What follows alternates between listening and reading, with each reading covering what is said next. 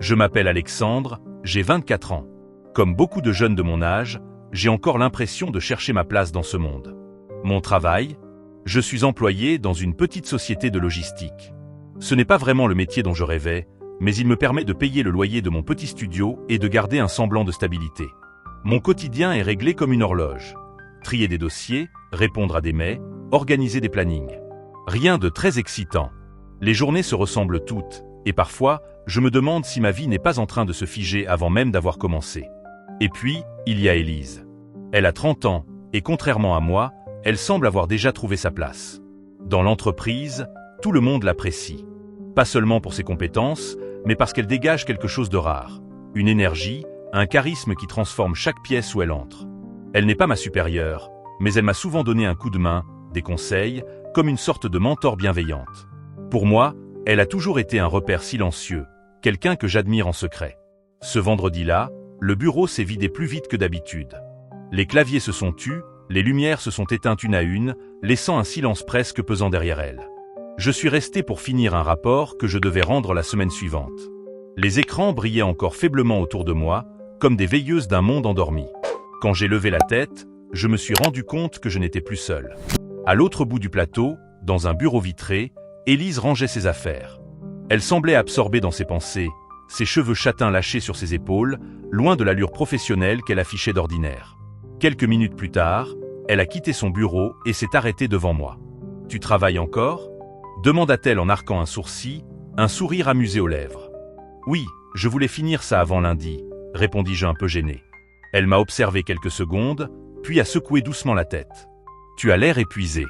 Si tu continues comme ça, tu vas finir par t'endormir sur ton clavier. » J'ai esquissé un sourire maladroit. « Peut-être bien, mais j'aimerais avancer. » Élise a soupiré, puis après un court silence, elle a dit quelque chose d'inattendu. « Tu sais quoi? Au lieu de rester ici seul, viens prendre un café chez moi. J'habite pas loin. Ça te fera une pause, et tu pourras reprendre des forces avant de rentrer. » Ces mots m'ont surpris.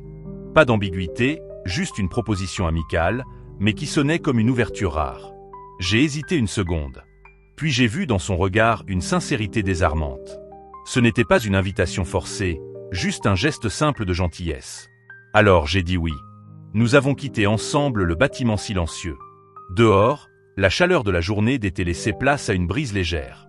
Les rues commençaient à se vider, et j'avais cette drôle de sensation de basculer dans une parenthèse hors du temps. Dans sa voiture, Élise conduisait calmement, jetant parfois un regard vers moi. « Tu sembles soucieux, ces derniers temps, » dit-elle doucement. Je baissai les yeux. Oui, je crois que je me cherche encore. J'ai l'impression de vivre à moitié. Elle n'a pas répondu tout de suite. Elle a simplement hoché la tête, comme si elle comprenait exactement ce que je voulais dire.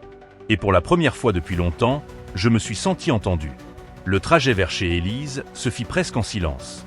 La radio diffusait doucement une mélodie instrumentale, et je regardais les lumières de la ville s'éloigner peu à peu. Les rues animées laissaient place à des quartiers plus calmes, bordés de maisons entourées de jardins. Je n'osais pas trop parler. J'avais peur de paraître maladroit, ou de donner l'impression que je prenais son invitation pour autre chose que ce qu'elle était. Un geste amical, une main tendue. Pourtant, je sentais déjà que ce moment avait quelque chose de différent.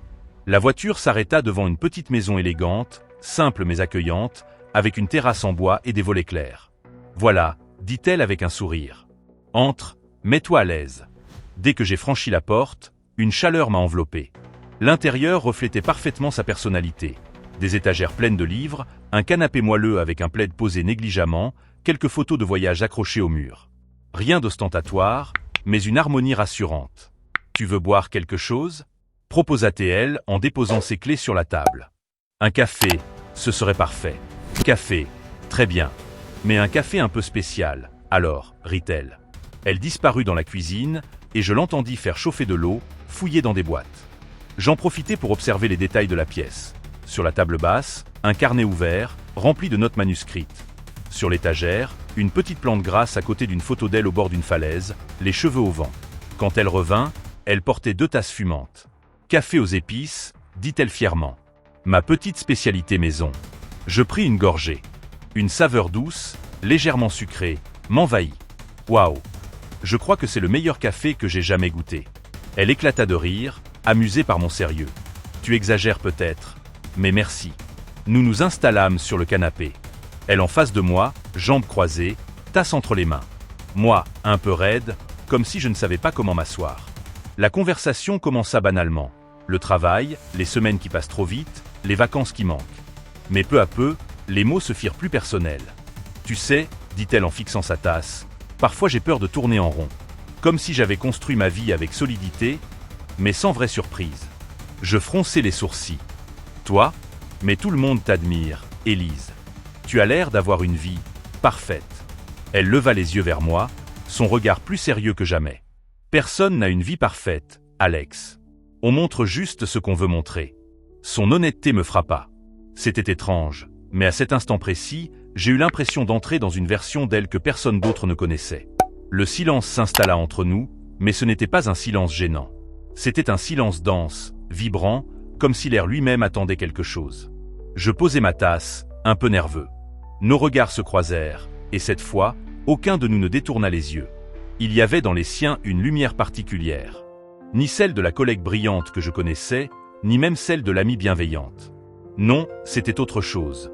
Une vulnérabilité rare, une intensité que je n'avais jamais vue. « Alex, murmura-t-elle, tu sais, je n'invite presque jamais de collègues chez moi. » Mon cœur bondit.